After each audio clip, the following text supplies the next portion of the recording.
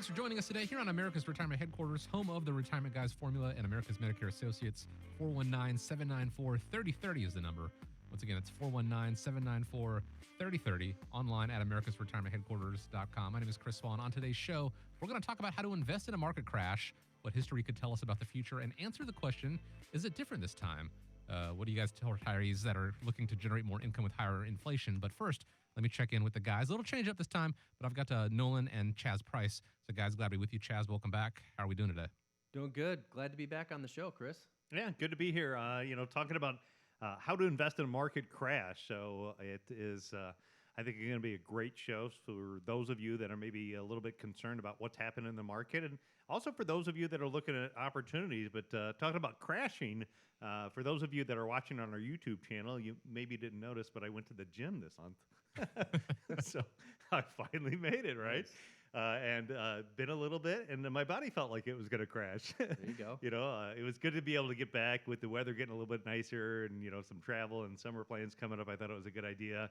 I have a great friend of mine that we have grown our kids up through Scouts that meets me over there. So it's nice to have that accountability coach to kind of help me kind of push through when times are tough. And hopefully with today's show, we're going to help push through when you're feeling times are tough. Maybe not your financial coach, but just be able to work through all of the concerns that you have in your total financial picture, not only the financial side, but being your chief financial officer. That's really what we're here for, and helping, make sure you keep accountable and make smart decisions. Like, Mike saying, I'll see you next week, right? Mm-hmm. Can't take another month off. And so, it has been a little while since we've seen some craziness in the market, and, it's back a little bit volatile, and we're here to share some good ideas with you today.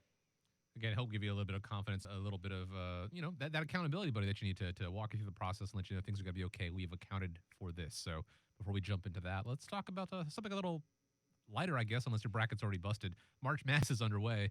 The NCAA basketball tournament seizes the attention of college basketball fans this time of year, even people who aren't college fans who just like to, fill out the brackets. But did you know that it might actually have 5 things in common with financial planning? Guys, we have the list here. What do you think? Do you agree with these? Well, I have not followed basketball really closely. So if you look at me sports-wise, I would call myself a Thursday night golfer. I typically play over at Riverby in the summer.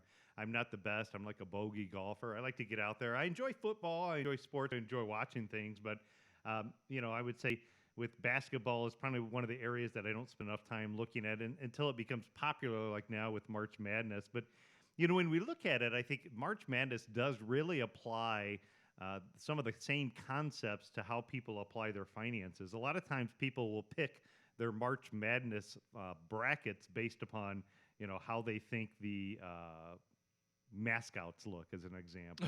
Or maybe they'll go on and they'll listen to the predictions of the experts, and they say who are going to be the winners too. And if we look at it, a lot of times investors, they're going to pick their investments based upon what the gurus or the talking heads on Wall Street say is how to position your investments with the hot investments for this year, or, based upon past performance, or simply just, picking something that looks good. And, when it comes to your money and your finances, it's something that is probably not the best approach, I would say. Yeah. Part of the reason being is, Chaz, I think you would point out and agree, is, the markets are really unpredictable, and the markets can be volatile no matter what the environment is. Yeah, I agree. And actually, I think a few years ago, there was a perfect bracket that was picked. And just one of the guys that did that picked the teams that had the tallest players. So, tallest players? Yeah. So maybe that might be something to put into your strategy.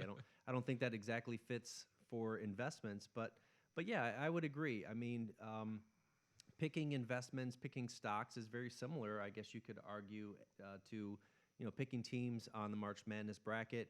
And one of the things is that you take away from it is sometimes there is a lot of upset. There's sometimes it doesn't always pan out the way that you wanted, and so I could even add into this list diversifying, maybe even getting into a couple different brackets and trying a couple different lineups to kind of spread the risk around a little bit.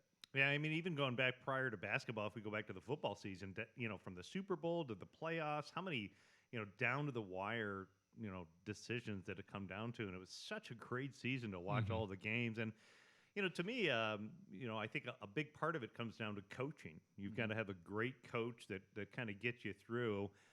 We did an interview recently with Coach Mike Jarvis, and one of the most winning NCAA coaches. And we talked about what are the principles for winning and how does it apply to your financial life. If you haven't had a chance to check that interview, just buzz on over to our YouTube channel. That is available there on YouTube. Just type in America's Retirement Headquarters, click on the playlist, and look at our interview that we did with the winning coach, Mike Jarvis. In fact, for any of you, if you haven't read his book, if you call our office, I have a couple of copies of his book here at the office. We'd be happy to drop that in the mail to you to help you not only with your bracket this season, but ultimately maybe win when it comes to your finances. But with games and everything, I think there are so many things that we can apply to the markets right now, as well as with what we see with basketball. Number two is emotions, right? Mm-hmm. It's tough not to let your emotions get involved. Sometimes it's nice to have a coach because, we can take a look at it from maybe more of an outside perspective and try to help remove those emotions. And, usually when it comes to investing, emotions are one of the worst things to allow yourself to make a decision on. You get euphoria when the market's doing good, so you want to buy more, and you're buying at a high oftentimes, and then you get fearful or in a panic state, and you want to sell where the market's at a low. But again, if we think of the basics of investing, it's pretty simple. Buy low, sell high. Right. Yeah. Market's on sale, you want to look for opportunities. Market's high, you want to look for protecting profits. Yeah. And I think, too, with that, a lot of people assume, that emotions don't matter when it comes to finance.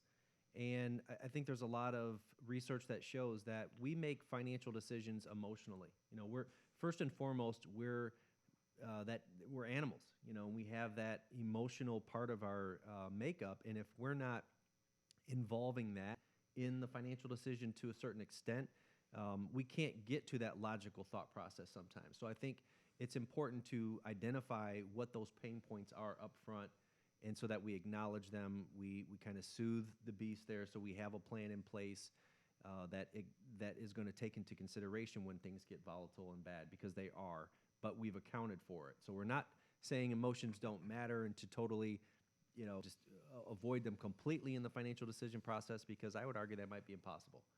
Yeah, and I'd say, even when you're looking at emotions, when emotions get involved when it's investing, one of the things that an investor typically wants to do is make a change. Yeah. And they make a change because it gives them a little bit of a piece of feeling like they're back in control, because you can't control the stock market. So if you make a decision to make change, maybe you get a little bit inside of feeling like you're back in control. But I caution you a couple of things. Number one is, if you completely change gears, meaning you go from an aggressive portfolio to an extremely conservative portfolio and decide that you're going to wait until things get better, history has proven that that's a very painful lesson that unfortunately people make over and over again. So again, what I don't want you to do is I don't want you to shift gears completely from one direction to another unless there's some major life change that has occurred. But don't make that decision based simply upon what is happening within the market. Right. What I talk about is maybe the difference between taking a step left or right, maybe an idea to look at. Chaz, I know there's a difference between what we would refer to as strategic asset allocation and also tactical. I'd love to get your opinion on the difference of, what you tell your clients and the strategies when, markets are a little choppy like this. Yeah. Well, I would kind of frame that answer in the context of a phrase that one of my stock mentors gave me, is that we've been in this movie before. We know that, like you said, historically speaking, the market has always performed well. It tends to always recover if you give it a long-term time frame. I think the question of a tactical versus a static strategy, and static meaning that we're going to be in all the ups and all the downs regardless of what goes on, is really determined based on what your experience have been. What you've experienced in the past can sometimes have a determination on what you're willing to go through again in the future. And I tell this story often. We had a client a few years ago, came into the office. We'll call him Bob. Bob retired from GM 1998, had about $1.8 million. And as you know, shortly after that, we had the tech wreck.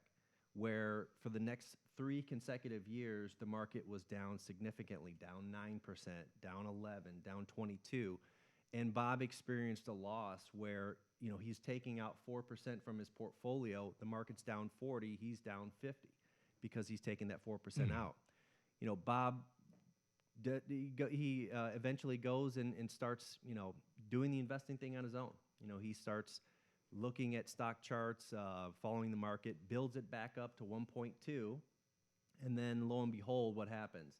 2007, 2008, and a lot of people kind of put the Great Recession in that little 2008 microcosm. But if you remember, Nolan, it was actually a really long downturn. The market drop started in October of 2007 and just continued to go down until we hit the bottom in March of 2009. March of 2009. And so that's an 18-month slog that he had to endure. And, I asked him, I said, wow, where do you sit now, Bob? And he's like, well, I've built it back up to about 2.2 million. And, I kind of chuckled and I said, hey, you're looking for work because we've definitely, that's a pretty great accomplishment to go to ride that volatility out. And he said, no, you don't want to do it like I did. There's a lot of, we made some risky investments and some choices and things like that. So, I think the point there is that not all portfolios are built the same. If you've experienced in the past some significant downturns, and I often mention when I first met with Bob, you could see his body language when I start talking about the markets and about what we do and how you ride it out and ups and downs and that. And you could just see he's getting uncomfortable. He's had some experiences. And so for a person like Bob, for somebody that's experienced, a significant downturn, that's weathered it back up and is just done with the market, a tactical strategy might be one that you want to look at. A tactical strategy would be one where we are taking a look at, the non-emotional, mathematical, sort of methodical part of the practice where we can track some trends and some moving averages to kind of give you a sense of, we can't time the market, but certainly we can kind of give you an idea of whether we think it's a good time to buy, hold, or sell. And sometimes that would result in, completely being out of the market. And, we've got some strategies that have done just that over the last few months. We've been slowly moving clients into cash, and, it obviously has its trade-offs. A tactical strategy is not without its own risks. And the risk is that, similar to the way history has shown, when the market comes down and finds a bottom finally, you get the most performance in those next few weeks. We saw it in 2020, with COVID.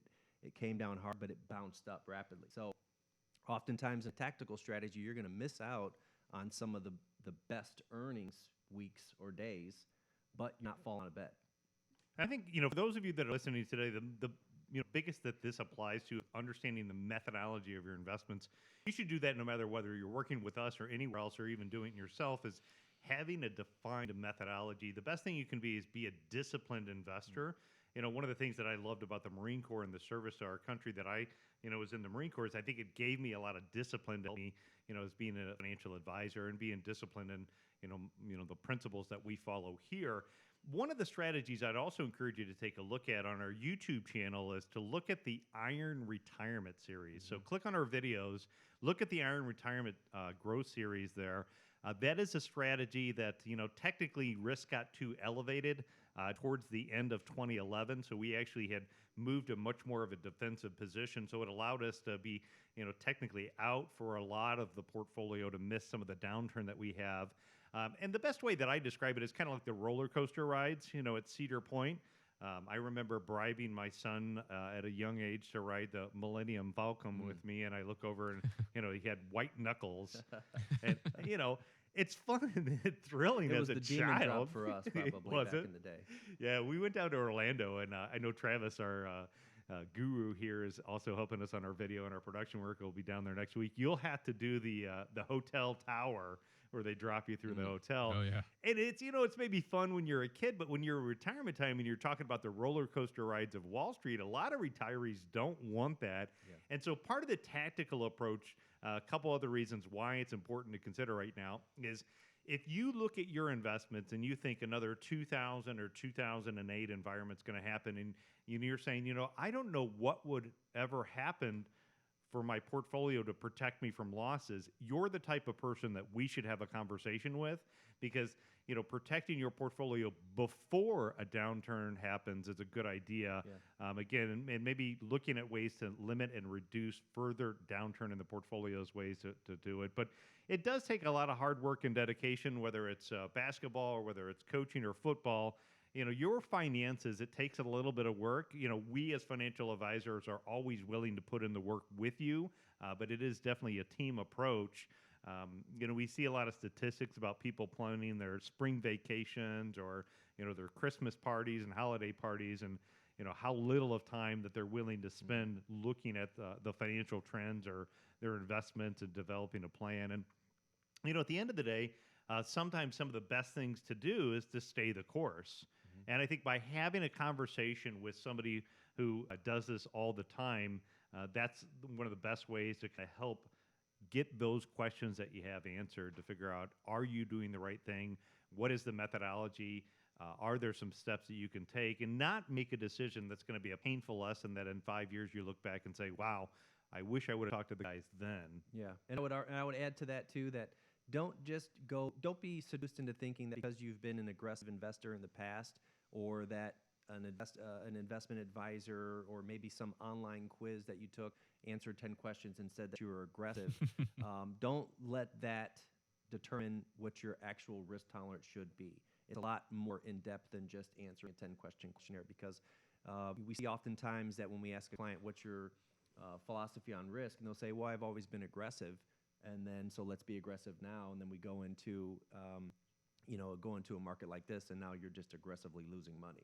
Well, and for 28 years, we ask these questions, and we do want to get to know people, and I think through development of time and really understanding somebody's unique individual situation, and as you point out, life's experiences, those are the true questions to figure out how a portfolio could be allocated. Because one thing I would point out is on those risk tolerances, a lot of the time, some of those risk questionnaires are actually designed to protect the company.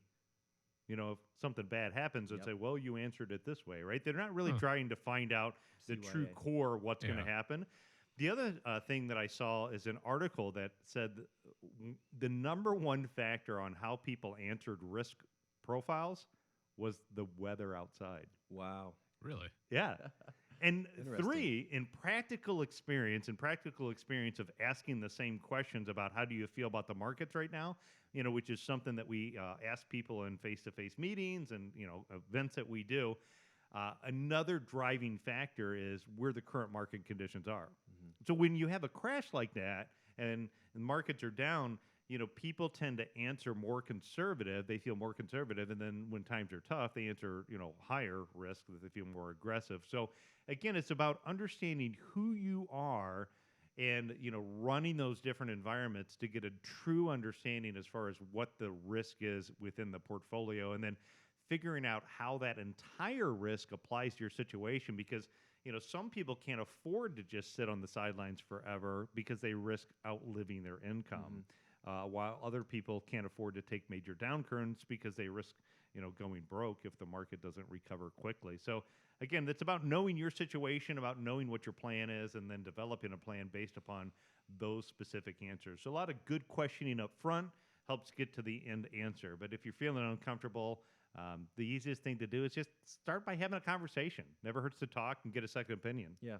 I was thinking too with the March Madness analogies, and I don't know if you got a fact checker there, Chris, or anybody on the Google machine there, but basically, what about the term defense wins championships? Where they say offense wins games, defense wins championships. I think you could also make that correlation to the market and to an investment strategy as well. In some cases, it's just as important to not lose as it is to gain when the market's going up. So just thought I'd add that little anecdote into there too in our March Madness. Absolutely. And let me give out the number really quick to speak and have these questions addressed with America's Retirement Headquarters, 419-794-5700. 3030. Once again, it's 419-794-3030. I don't know if it was intentional or not. There has been an overarching theme throughout the show with kind of throwaway comments that we've made.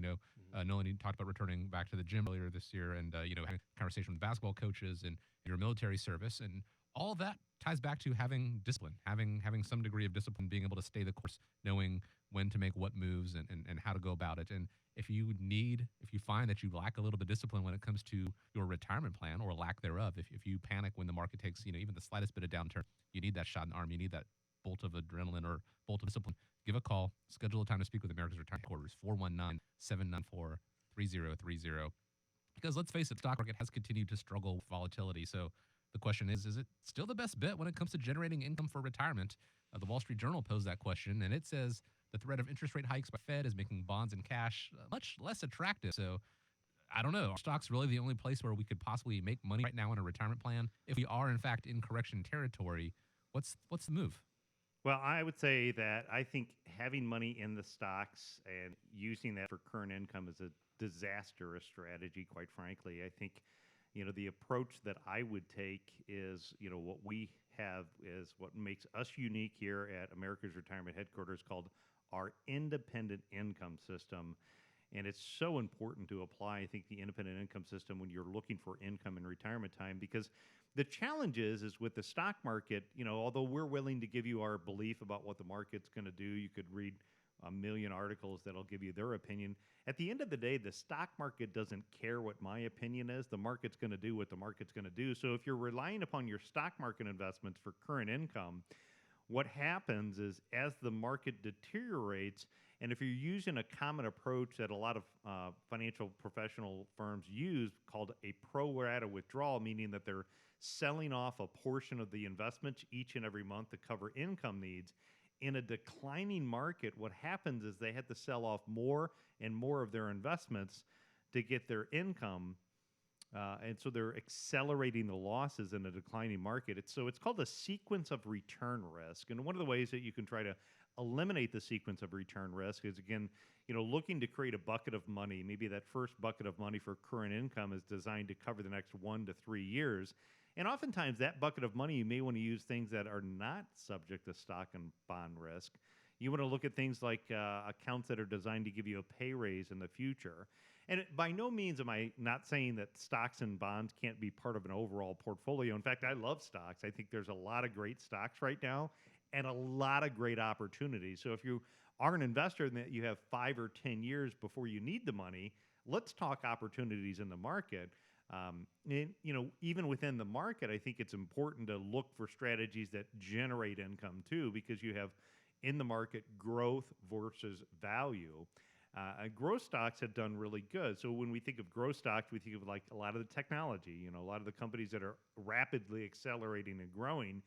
And for a long time, 10 plus years, our economy has been growing and growth stocks have done good.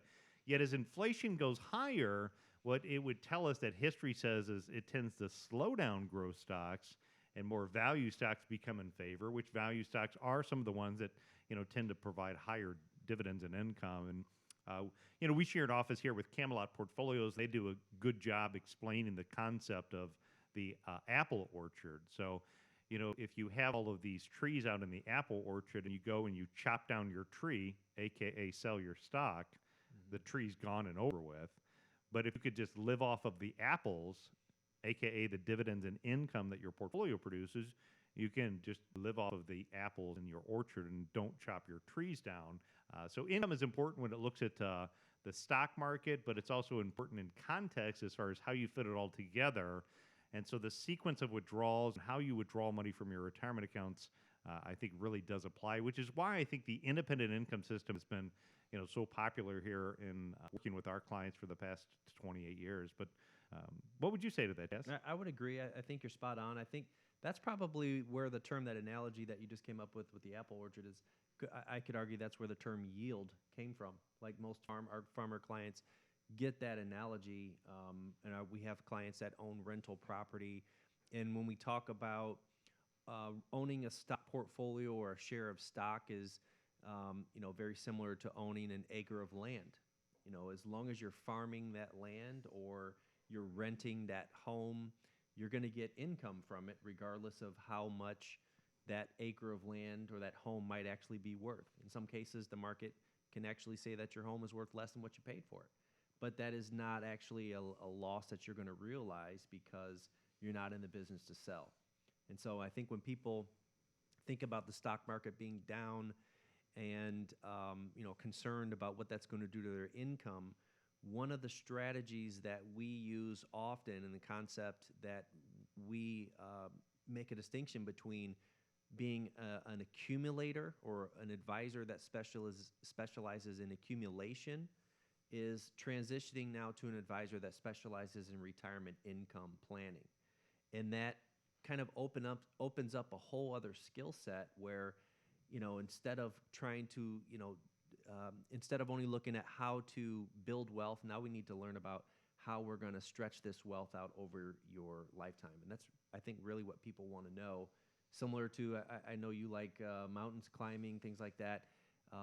The majority of people, I think this is probably common knowledge, but majority of people that pass away on Mount Everest are typically die when they're going down the mountain, not getting up it. So it's just as important, I would argue, if not more important, to have a sound income strategy, whether it be the retirement income, the bucket approach, which is kind of what you're referring to, or an income strategy where we have a portfolio built that's going to pay 5-6% of income, and as long as we're able to generate maybe the required minimum amount that we need to take out of your portfolio each year, or to cover the gap of whatever your Social Security and pensions don't cover, clients are typically a little bit more comfortable in a down market because they're able to continue on business as usual. That money is working for them, even though the stock market says it's worth less than the shares are worth less than what they paid. Doesn't matter because the companies are still making things, still selling products, still very profitable businesses that we're buying, and so that's never going to change. It may be, the market may be at sometimes irrational to say that they're not worth as much, but who cares? Because as you said, you're not in the business to sell at this point. So I agree.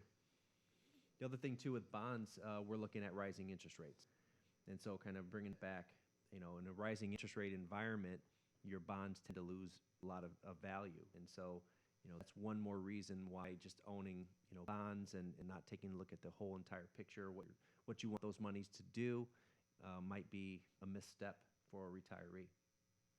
I did do a little bit of fact checking just a second. Yeah, who did that quote? Bear Bryant. So it's actually in pertaining to football, but the analogy still does ring true. If you do a good job in the first 3 quarters running up the score, you switch to that defensive-minded formation, and last, you don't want to give a lead. You want to preserve what you have, and as you enter into retirement, you want to preserve what you've done. Hopefully, a good job in your working career accumulating, and so switching that mindset from accumulation to preservation takes a little bit of work, takes a little bit of going back to what we said, discipline, and that starts with picking the phone, giving a call, speaking with America's Retirement Headquarters, 419-794-3030. If the market volatility has got you a little bit nervous, and you need a little bit of that pep talk, that confidence, that discipline, find out how you're allocated, give a call, schedule time to speak with them, 419-794-3030. Always find them online at americasretirementheadquarters.com. We appreciate you joining us this week here on America's Retirement Headquarters. Hope you have a great week ahead of you. And guys, as we wrap up, I'm going to leave you with the final word. I got a great quote for us this week. It's the best way to predict the future is to create it. So have a great week. Thanks for tuning in. And just remember, when you think retirement, think the retirement guys. Thanks a lot, guys.